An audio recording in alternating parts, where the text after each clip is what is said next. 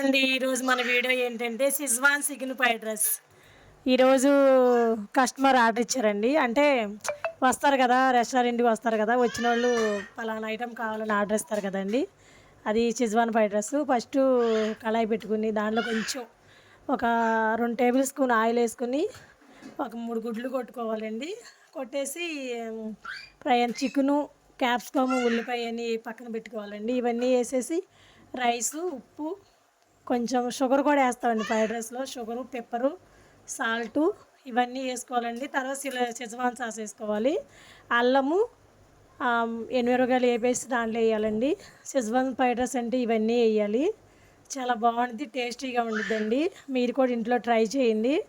మన channel support చేయండి, subscribe చేసుకొని లైక్ చేయండి, షేర్ చేయండి.